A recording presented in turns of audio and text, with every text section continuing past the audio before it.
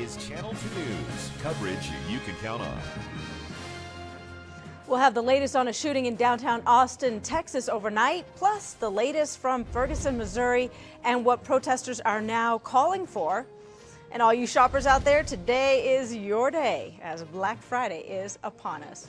These stories top your news right now at 4:30. It is Friday, November 28th, 2014. Good morning. I'm Andy Guevara, and John Potter has a day off. Thank you for starting with us, your day here at Channel 2 News. We're going to have a quick look at weather with Jeff Martinez. I hear we broke some records. Yes. Hi, Andy. Good morning to you. Hope you had a good Thanksgiving. It was a warm one yesterday, 73 degrees, the high temperature, and that was a record high. Very warm out there. A little bit cooler today, but still very nice. 40s at 8 o'clock. We'll be at 60 at noon. The winds are going to pick up today, gusting up to 30 to 45 miles an hour. So a little windy this afternoon, and look for a high today of 65 degrees. More about that and your weekend forecast. It gets kind of stormy out there. I'll have that coming up in a few minutes. Good morning. All right, thank you for that, Jeff. Well, looking around the nation this morning while you were sleeping, an active shooter was on the loose in Austin, Texas. Local police say since that time, the shooter has been shot and killed. Police were asking residents to avoid that part of downtown where the shooter was. Police say the shooter was taking aim at police headquarters and other nearby buildings before being shot. Several buildings, that building was evacuated as a precaution, and no other injuries are now being reported. A few dozen protesters made the rounds at several retail stores in the St. Louis area overnight, hoping to interrupt Black Friday shoppers. But in Ferguson, it was a quiet night. Members of the National Guard, along with local law enforcement, secured this Walmart store in Ferguson late into the night as it opens its doors for shoppers in the morning. Residents remain hopeful that this peace can continue. Let it grow from there.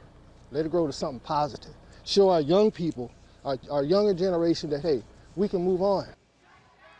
And demonstrators are now calling on people not to shop today to protest the grand jury decision not to indict Ferguson police officer Darren Wilson in the shooting death of Michael Brown. And in Money Watch this morning, today, of course, is the busiest shopping day of the year. It's Black Friday. And to get a closer look at the local shopping scene, we're going to turn it over to Landon Miller. He's live at the Summit Sierra Mall. Landon, what do you see so far this morning? You know what I see? I see Rachel, the news cars, and that's about it. It is a very, very quiet morning here at the Summit Sierra Mall. Actually, Old Navy is open. Take a look behind me. And the key here is that they were open yesterday. They are open this morning. Yes, the deals are here, but because they opened yesterday, a lot of shoppers are taking advantage of the deals last night. Because I believe that people should be home with their families. However, if the stores and the malls are open, then here we are. Not long, just a few minutes. We went and did some other shopping, and yeah, the lines always go really quick here. Yeah, now the outlets at Sparks opened their doors for Black Friday at 6 o'clock last night. That's the earliest they've ever opened before. A lot of people, of course, coming in and getting those killer deals, anywhere between 50 and 75% off merchandise inside of the stores.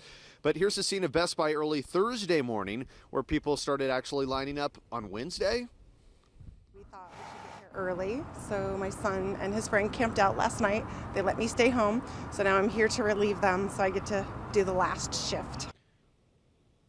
Yeah, now a lot of shopping centers are doing a lot of different things in order to bring the shoppers in. Here at the Summit, they're actually giving away $3,000 worth of gift cards to shop here at the Summit. So they're all trying to get the customers in on this Black Friday. But Andy, it's just so surprising to just feel how quiet it is, right, and see how quiet it is, or I guess that would be the verb here, but still, it's just unbelievable. There's dead today. It's just nothing but quietness in the wind. And yeah, not what we expected on Black Friday. Is it possible, Landon, that folks are lined up at places that have big ticket items like the TVs and that sort of thing? That's always a possibility, but even on my way down here this morning, I stopped by Best Buy, drove by Best Buy. They're not even open right now. Oh. No lines there, and if you would have done this maybe a year and a half ago, 2 years, 3 years, that's where a lot of people would be. But a lot of these retailers are opening on Thursday, so the Friday is just not as big as it once was. All right, thank you for that, Landon. We'll continue to check in with him throughout the morning and see if the lines get bigger, longer. All right, well, if you started your holiday shopping, local police are warning online shoppers about accidentally purchasing stolen items. Detectives have arrested several people in connection to various burglaries, with more expected. They think that several people may have unknowingly purchased or traded items on Craigslist or other websites that have been stolen here in local burglaries. Now, these 4 men are now in custody in connection to the burglaries. Preston Heller, Robert Donahue, Jason Patterson, and Francis Edwards. Anyone with information can call Secret Witness at 322-4900 or text your tip to 847-411.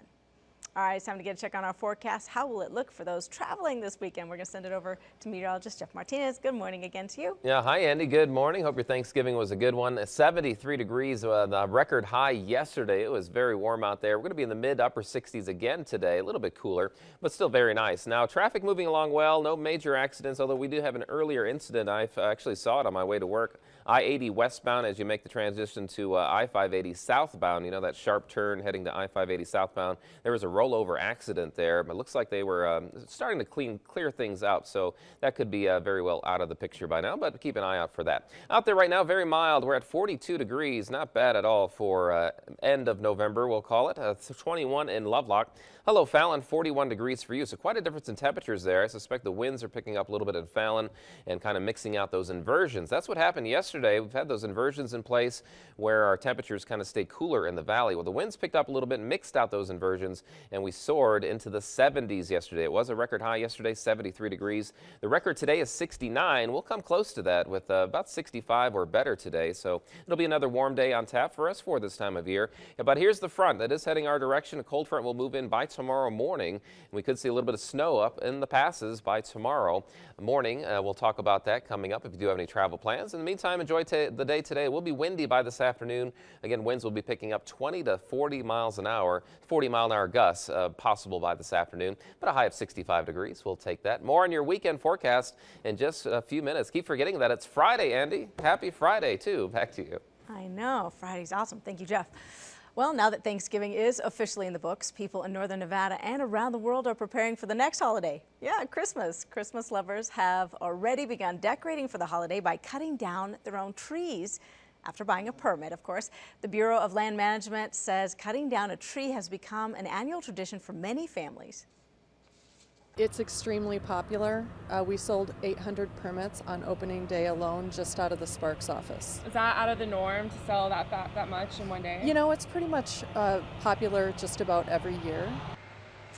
And Nevada permits are only $5. They're sold on a first-come, first-served basis.